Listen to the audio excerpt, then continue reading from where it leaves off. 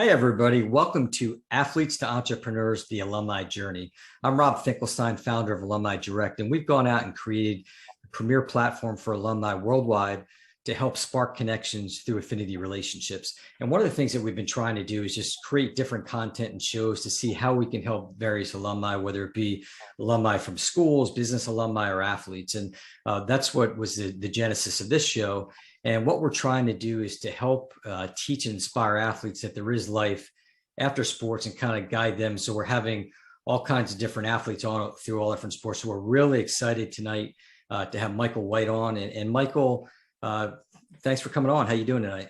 Well, doing great. Thanks for inviting me. You're welcome. So I'm going to give a quick highlight of Michael's career. It's been all across. He started out, he was like a star runner in high school, miler, half miler in the Atlanta area. Had a lot of success. Went on to Georgia Tech and was one of the top runners there. Actually, one of the top runners in the country, running half mile and mile. And and I'm sure that had a big shift in his career. Then he got out and he got into. He had that engineering background from Georgia Tech, so he did. He was a sales engineer in the electronic business, different companies. Ultimately, migrated to healthcare. And has done a lot of different things in vet management. Kind of dizzying when I hear about all the great things that you've done. But so what I'm going to do is ask some questions. And the first question is, tell me about your journey in sports as a child. So kind of take me through some of the different sports you played in and how it led up to high school and ultimately college and how it shaped those early years. Well, that's a good question. First sport I ever played was baseball. And I loved it. I still love it. I mean, it's a numbers game. I never get bored watching a game. I watch the details. I played baseball for several years. And when we moved, we were living in Florida and started so first, second, third grade and came back to Atlanta. And I played all the way up until the 8th grade and watched some politics take place, which we all see that at times. And I had started playing football at the time. Also, so I'm playing football in the Pop Warner leagues, and I'm playing Little League baseball. I decided to step back from baseball, and that was I stepped back from baseball in my 8th grade year and ran track. One of the other things I'd taken on, I was playing football, and I got on the basketball team. So it was football, basketball, no baseball, and here's track. And then I liked it a lot, and I didn't try out for the football team the next year because I was a tall, thin kid and I knew they'd break my neck. So I ran cross country, and I did that to prep for basketball. And I did a great job. I liked it. It was just an extension of what I'd already done well in track. And the basketball coach was a great guy. And he said, "You made the team, Mr. White." I said, "I did. Good." He goes, "But I want you to run all the time." I said, "Well, I do. I run track. I run cross country. You want me to run more at practice?" He goes, "No, I want you to think about running all the time." He said, "You've got a good opportunity to keep this up as you get out of high school." And I said, "You just told me I'm a lousy basketball player." He laughed. He goes, "No, I want you to run all the time because you need to keep your physical self together, and you're going to get a scholarship to go to school." He tells me that in the 9th grade. And I listened to him and I followed his lead. He was a cross country coach the whole time I was in high school. I had a different track coach who was excellent. But I learned how to run all year round. I had older athletes that were seniors and juniors and 10th graders that taught me and competed, and I learned from all of them. It was a teammate thing, but running is an individual sport. And, as several others are, I just grasped it. I liked it. And ironically, what I've done most of my career is required you turn it on, you're the instigator, you're the initiator, whether it's being an entrepreneur or just a leading edge candidate to do something in business. I've used that all my life. So when I started running well in high school, I geared it up. And at the end of my junior year, I told my dad, "I'm going to win medals at this meet." It was the region meet. He goes, "Okay." Well, I did. I got a silver medal and a bronze medal. And then the next year, as we're walking out of the parking lot of my last race in my junior year, I said, "Dad, I can beat all those guys." I said, "Next year, nobody's beat me." And he just looked at me and said, "Okay." And that's what happened. I did. And it's what you set your mind to do and how you learn from people around you. And it's the thrill of victory and the agony of defeat, literally, but it's so much fun to not lose a race an entire year in any race that you're in. And that was my senior year in high school. So took that to college, went to Georgia Tech, had a lot of great schools coming after me from everywhere. And I'm glad I went to Tech. My dad got sick my freshman year, and my coach had grown up with him. I was in the right place, the right time, with the right people around me. And as I struggled to grow up and mature, I was allowed to do that, and I was determined to do that. So I stumbled a bit my first year. And then the next year, I was running again at a decent competitive rate. My junior year, I really picked it up, qualified for the Nationals, went to the United States Track and Field Federation Championships, and then to the NCAA championships in Austin. Did really well, but not really well. In my senior year, I really blossomed. I was running as good as anyone in the country. I was one of the top half milers in the country. I was involved with a race where we were the first time all 8 athletes in the race, this was at the University of Tennessee, finished under 1 minute and 50 seconds in the half mile as collegiate athletes. That's crazy. Well, and the guy that won the race won the NCAA. He was the champion, but I was on the track. The guy with the hat, Waddle, and Mr. Ryan and Mr. Shorter, they were running open in 72. I got to watch them training for what they were doing, including Bruce Jenner, that next round.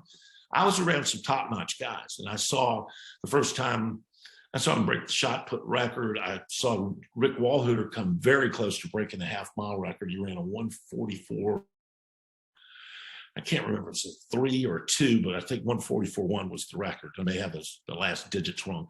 But you watched people excel. So that drove me. So I want to do that. And it paid my way through school. I mean, it did. I'll tell you what, I can relate to what some of Michael's talking about. I ran, high school, a little bit of college. I didn't have the quick talent, but there's a lot of dedication that goes, and you're bringing back memories when you talk about some of those runners that, as a kid, I remember them as well. So the next question, this is a fun one, is did you dream as a kid of being a professional athlete? And if so, like, where did you see yourself going? I remember being a kid, 11, 12, 13-year-old. I knew the house mother at the Sigma Chi house. She went to church with us. She was my godmother. So I'd get to go to the games. And I'd get to the games 2 hours early. I'm playing football with the guys in the front yard. And I was playing football then.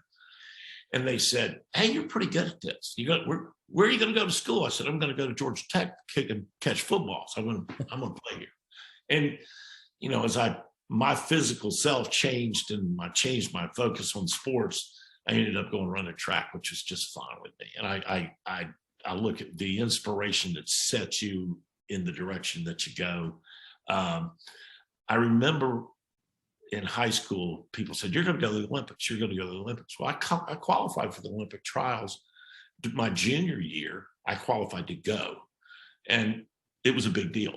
And my senior year, I was set, ready to go, running where I should have been, was right there in the midst of the best ones in the United States. And my foot gave up on me one day at practice. My foot broke. So that dream about going to the Olympics went away, but it didn't hurt me. I just knew I could take those energies and use them somewhere else. And I told my mom, I said, "Now I'm going to go to work, Mom." She goes, "What?" I said, "I'm going to finish college. I've got a couple of quarters to go, and I'm going to go to work." She goes, "So you're not going to try to do the Olympics thing?" I said, "Mom, they don't pay track athletes." I said, "I'm going to go make a living." I used that same energy, that same determination, that same discipline. And I've used that all the way through my career. You're reminding me, are you working out today? Did you do what you're supposed to do? You're focusing on your pace of the race. Are you going to get to the finish line and go get it? That's what drives me. That's great. What's interesting, I've had conversations and, we talked about it a little bit before, but there's, it doesn't matter what sport. I think there's that common bond with athletes that they understand just the dedication, the sacrifice, the hard work that they have to do, to be successful. And it doesn't matter. It doesn't matter whether you're a runner, whether you play baseball, football. And I think there's a lot of admiration for that. When you went to kind of fast forward, so now you're in college and you're running there, what's your opinion? And everybody has a different answer to this, but do you see, like, being in college athletics or at least, you have the Georgia Tech experience, but do they help prepare you for your future outside of that? And I'm not just talking about basic classes, but I guess overall as an athlete, whether it be, in your case, you're a runner, whether you be a football player, basketball player, Georgia Tech, or really for that matter, any other college, Did they have a program, and did they kind of mentor and teach you how you can, take that athletics afterwards and build it into a career? I think they do a better job of it now than we had then. I had a superb coach. Coach Buddy Folks was, he had the world record for his age group at 34 in the 100-yard dash. He was running like a 9,500 or something. I think, Bob Hayes was the guy that brought it down to 9 flat, but 9.3, and those numbers were phenomenal races then. But he taught you how to really pay attention. He was a businessman. He was a realtor. He was a city councilman. He had his relationships with different guys, and he would introduce you to people. This guy, and he'd tell you who he was talking to. So you learn from your coach, and he was a very unusual type of a coach because he was a businessman too. I looked at what I learned in the classrooms. We did have case studies and a few other things, and I set an elective up on my own to learn how computers were used in business, because then it was, do you own your own computer? Is it in-house? Do you have your own team, or does this outside source do this? So I went and asked, and I used it as an opportunity to interview. And that was the quarter before I graduated. I just said, I went and talked to the head person, whether it's the president of the company or the regional guy, and I'd have my resume inside of my pocket. I wore my suit in, and I'd say, oh, by the way, I graduated at the end of this quarter. I'd like to see if I could get a job with you. And it gave me several job offers, but it was, that's self-taught. But then again, I watched that happen at my dinner table with my dad and my mom. I mentioned my mom was and anybody that's an influencer in your life might have some influence. They were both. They talked about business, and you learned. You had to negotiate to get a piece of chicken off the table.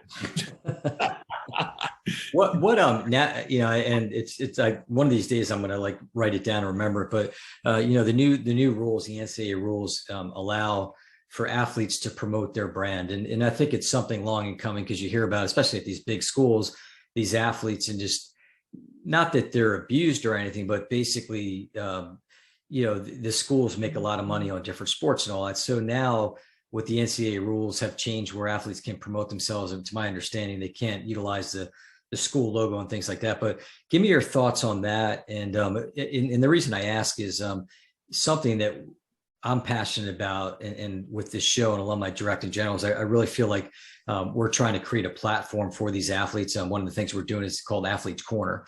And so it gives that area where that athlete can, look at the alumni and kind of, I think alumni, especially on smaller schools, they might not, like the general public might not know these names, whether football, baseball, swimmer, track, whatever, but the alumni do. So give me your thoughts on that. Well, I remember the abuse side of it, where alumni would help athletes, particular athletes, and slide them money. And that happened at every school. We saw it happen. I lived down in Florida State. And I used to watch some of the athletes go by the plumber there on Monroe Street, pick up their check every week. But it was fun going to football games. That was Bobby Bowden's first year there. I was there when all that was happening. And there's a fine line. The kid that comes from nowhere, that has no money in his pocket, he's just on scholarship, he's living out away from home. What does he do? He goes to the training table to eat. He's got no money to go to the movies or anything else. That's the tough part. I mean, that is the tough part. And then their names being used and the jerseys are there. I think we could take that to an extreme.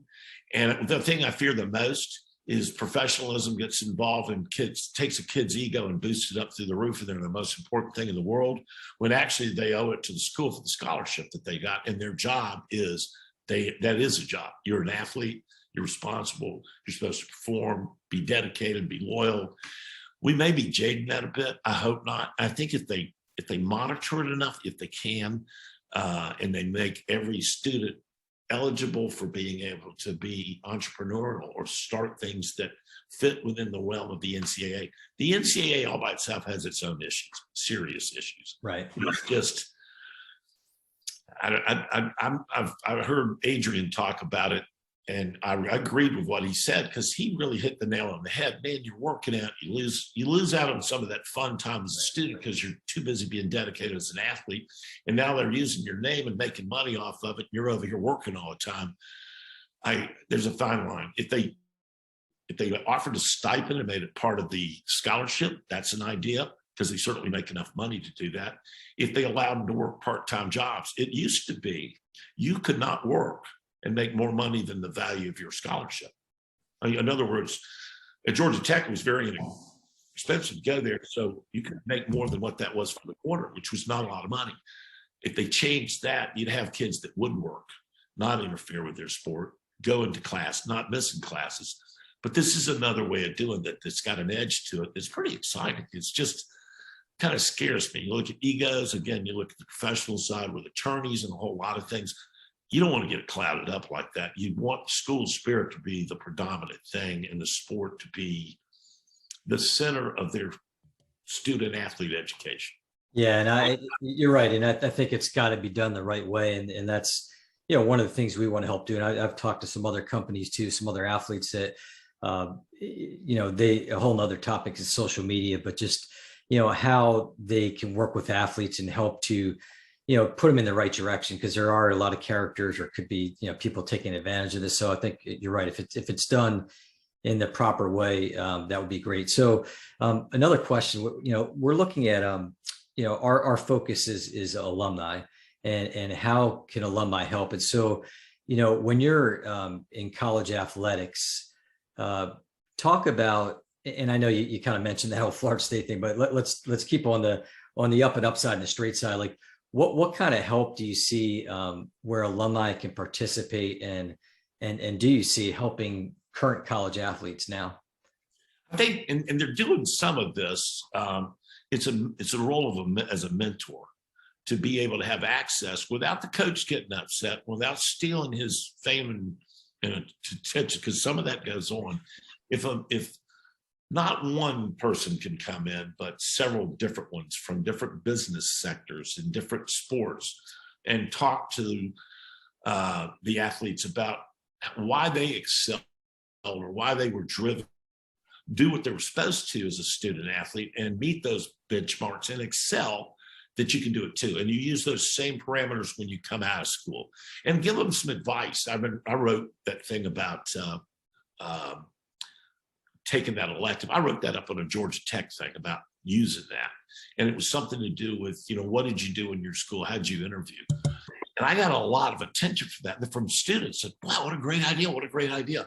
If you can share that and you can do it in front of them and they know you're there watching them, not just at a meet or maybe at a collection of when they're getting together. So tonight our speaker is, or our mentor invitee is, and you talk about what made you succeed outside of athletics once you got out and what you were thinking about while you were in school to get you there. If you can teach them while they're there to think about it and they know they've got those avenues outside and they can reach out to alumni and say, how do you do that? I'm thinking about doing this. I'm a junior this year. What would you do if you were me? That would be great. But I think they've divided that because they were afraid that something was going to happen like in the 60s and 70s and the 80s, right, where there was money exchanged and wasn't allowed. It's just, they could open that door where it really became productive. The kid did get to come out with some great exposure prior to even graduating, with some awesome connectors and job opportunities. It's just, well, I want to be this when I get out. And yeah, it inspires them to finish their degree too. That's the big thing. Oh, absolutely. So what kind of influence would you say that in your life and after school and all that, have you had that influence of other alumni? I mean, connecting with alumni, whether it be alumni from, Georgia Tech, or whether it be athlete alumni, or even from maybe Business Alumni Association. Have you utilized those connections, throughout life and whether it be in jobs or any other facets of life? I learned from the dean emeritus at Georgia Tech was George C. Griffin, and he played for John Heisman. He scored 2 touchdowns in the 222-0 game. He was at Tech and he helped the track coach. He'd come to practice. He coached our cross country team. And it was more or less just, he was there watching us run 15 miles or 12 miles or whatever we were doing that afternoon. And he would introduce you to people. So you would meet these prominent business people at games and different functions. You'd see him and he'd say, come here, White, I want you to meet Wade Mitchell, or I want you to meet, and it was like, and then you knew him. And those kind of introductions were important. But as far as coming to an alumni that was well-heeled, that just was a big tech fan and learned who you were because you went out of your way to meet them or you were introduced to them. I could have done a better job of that. But growing up in Atlanta, I had my own advantages. I knew the turf, but I could have done a better job. And actually, I think Georgia Tech could have done a better job of that because we're an engineering school. We're not Mr. Personality. It's like these guys are smart dudes. And like the men and women that go to school, they're like brilliant, really brilliant. And when you get out in the business world and you're around them, I told them that when I was in school, you're going to need me. Because they were talking about all these theoretical, neat things that they're going to do. I said, well, how are people going to know about that to buy it? I remember my sophomore year sitting in the hallway talking at night. There's about 10 of us just hanging out. And these two guys had these great ideas. I said, now, how are people going to find out about that? He says, oh, man, this is going to catch on. We don't need to do anything. I said, you're going to need me. They said, what are you talking about? I said, you're going to need me to go out and tell people about you so somebody else doesn't copy your idea and you miss out on your window. You might as well go into a closet and shut it. And I got to meet those people after I got out of school, and what I was doing pertained to their engineering background. And I said, I told you were going to need me. It's just, it's ego, but at the same time, it's reality. What did you learn? You learn from the kids you're around. You learn from your teammates. You learn from your competitors. And if you do have an alumni resource coming in and being a mentor, or you get the opportunity to mingle with them, careful about that. Very careful about where those kids are when they're around the alumni. It's even the setting and the environment. You just don't send them to a cocktail party and say, hey, I'm a track athlete. That violates everything in the NCAA all by itself. Yeah. So it's a fine line, but they can do a better job with it everywhere. And I know schools do. I'm sure they do. And I hope they do, because well, even, and I'm talking more even like once they're out of school, just, making those alumni connections. I think it's important. We talked about before where I think there's a lot of, if you were in a fraternity or sorority, you're an athlete, you kind of know how to network and connect them. A lot of people unfortunately don't. And that's kind of some of the stuff that we're working on to try to help. If you had some advice to give in that journey of, and we talked about, you went through some different areas, but if you had some advice, what would it be?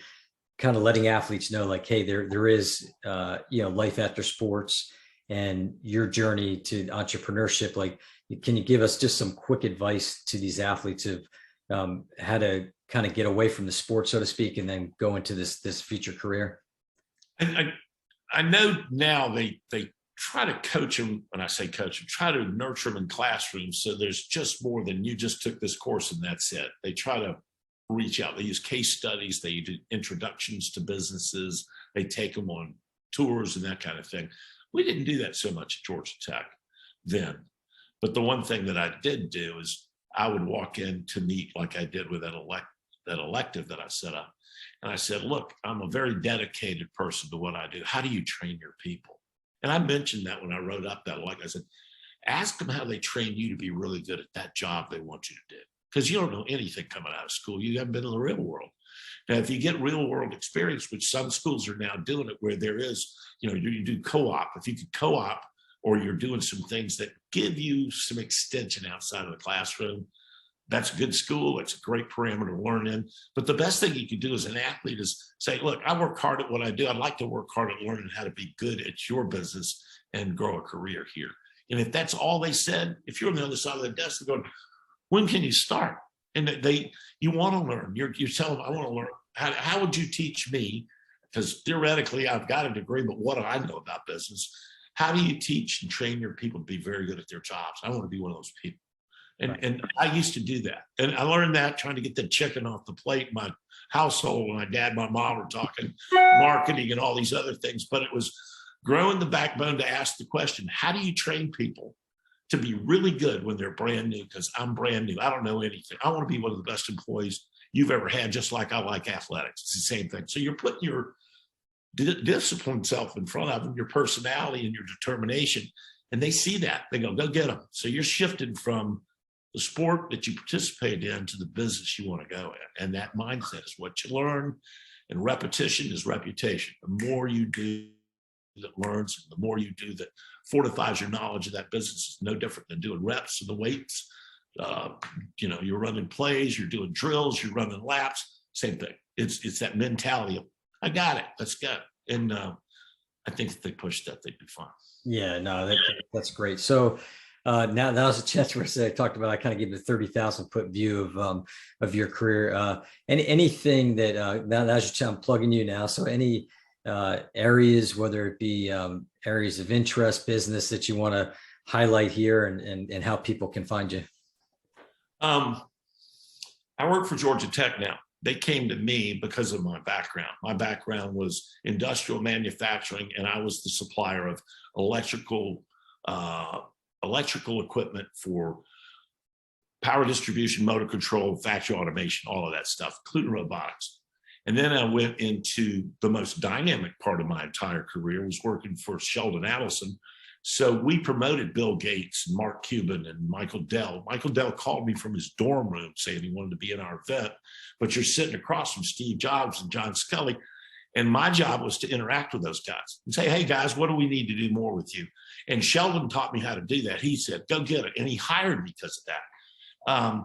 I'll never forget being in some of those situations and making a big difference, or an introduction, including watching him mend a bridge with IDG, the guy that was in charge of it. They hadn't talked in 5 years. And after one of the days at nighttime, they'd have these events. And I'm at IDG thanking them for being in our event. And Mr. Allison comes in and he sees me and he comes walking over, and I said, gentlemen, I think you know each other. I said, Mr. Allison, this is Mr.